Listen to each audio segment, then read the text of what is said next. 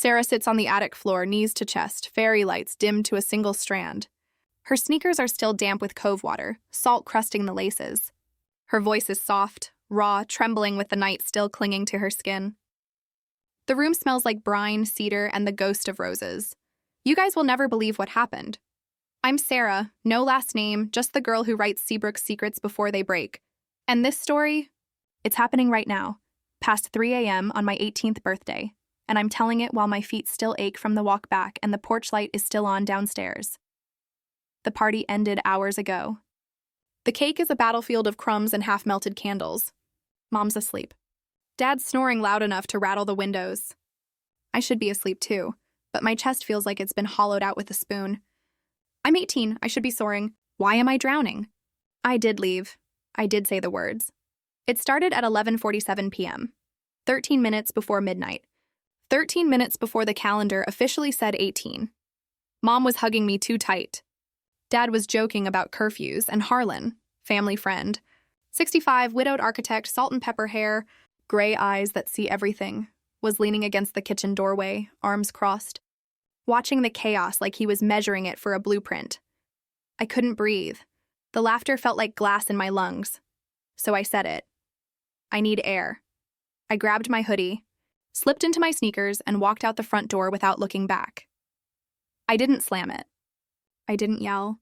I just left. The night was too quiet. The kind that makes every thought scream. The ocean was a low growl in the distance, but even that felt far away. I walked, no plan. No phone, just the road and the dark and the weight of 18 pressing on my shoulders like wet sand. I ended up at the cove, sat on the rocks, threw shells into the waves until my arm hurt, cried until my throat was raw. Happy birthday, Sarah.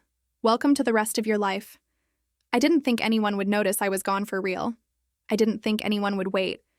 But hours later, 3:17 a.m., my phone said, when I finally turned back up the gravel road, sneakers soaked, hoodie zipped to my chin. The porch light was still on, and there he was, Harlan, sitting on the top step, elbows on, knees flannel shirt unbuttoned at the collar, bare feet, a half-empty mug of coffee gone cold beside him. He didn't stand. He didn't speak. He just looked at me, tired, relieved, and still there. I stopped at the bottom of the steps. My voice cracked. You waited. He nodded. Once. I did. Silence. Crickets scream. Ocean roars. My pulse thunders. He shouldn't be here.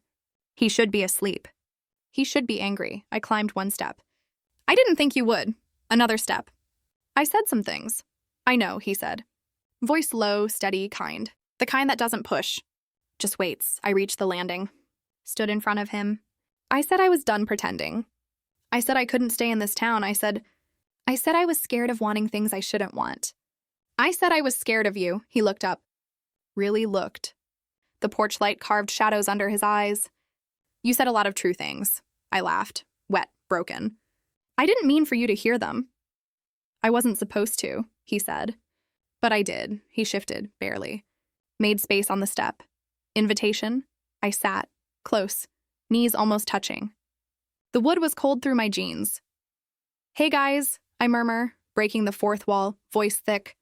We're about to get into the spicy portion, so please don't forget to like and subscribe. I turn back to him. He's watching me.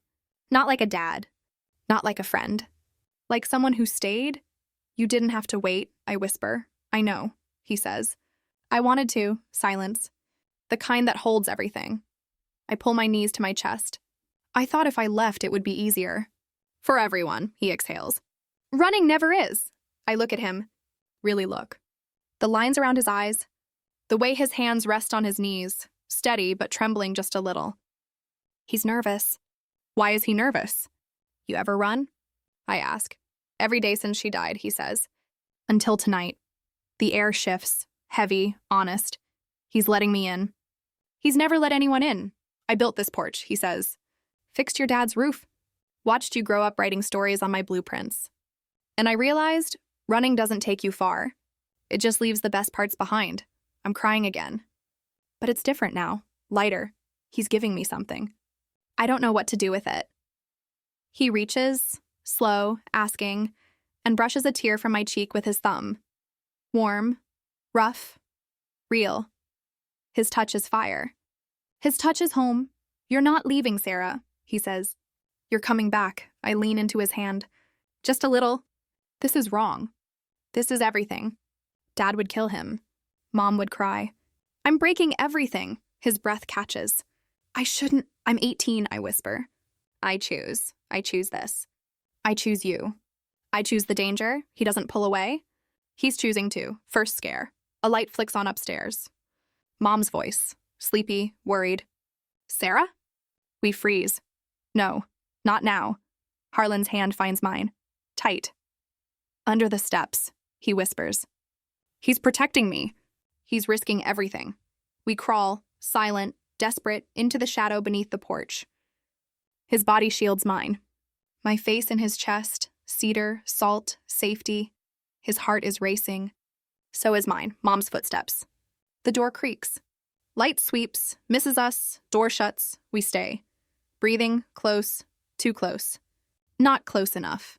Second scare, Dad's voice. Thought I heard something. Footsteps on the porch, we press closer. His arm around my waist. My hands on his chest. Heart to heart. If Dad sees, Dad's light sweeps again. Mrs. Footsteps fade. We exhale. Safe, for now. Third scare. Mom again, in the yard. Flashlight dancing, we bolt. Behind the oak. Then the rose trellis. Thorns prick. Petals brush. His hand over my mouth. Shh. His skin tastes like salt.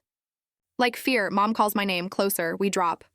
Behind the lavender hedge, cramped, close, his body over mine, protecting. I'm shaking. He's shaking. We're both breaking. Her light dies. We breathe. Alive. Still here. Fourth scare. Dad at the shed door. Creak. Flashlight inside. We scramble. Deeper into the shed. Darkest corner. Behind the potting bench. His arm around my waist. Tight. My face in his chest. Cedar. Salt. Fear. If he opens the door. Dad's beam sweeps. Misses. Door shuts. We stay. Minutes. Breath sinking. His hand strokes my hair. Once. Twice. Trembling. He's scared. I'm scared. This is real. Fifth scare. Mom's voice. Closer. In the yard again. Sarah, are you out here? We freeze. Behind the lavender hedge again. His body shields mine. My hands grip his shirt. Tight. Don't find us. Please. Her footsteps fade. Light dies. We breathe. We're still here. We're still us moonlit walk. 4 full circuits. Hands brushing, grazing, holding. Fireflies spell secrets. We name every plant. That's the David Austin. Smells like regret. Those are the Catmint twins. Always fighting. That's the mint I stepped on. Sharp like truth. That's the lavender. Soft like forgiveness. And with every name, the night feels ours. We talk in whispers. He tells me about losing his wife, how the house felt too big, how he built the porch to feel the sunrise again, how he still sets 2 cups out some mornings. I tell him about my fear of leaving Seabrook, of my stories never being enough, of never being enough. Our voices tangle. Our fingers lock. This is more than comfort. This is connection. Dawn creeps. First bird call, pink sky. Light spills over the oak. Under the trunk, I stop. I thought I was running away. From the pain. From the fear. From myself, he pulls me close. You were running to this. To him? To us, I do? Until the sun burns the shadows away. Until his thumb traces my cheek one last time. Until he whispers, "Welcome home, Sarah." And I know. This is the story I'll write. This is the story I'll live. Sarah leans into the camera, fairy lights soft. Her voice is raw, cracked, alive. And that's how leaving became the night I came back. Seabrook's got a way of making moments heal, doesn't it? If you love this story, hit that like button, subscribe, and ring the bell for more Just Turned 18. What's next for me and Harlan? Stick around. See you in the next one.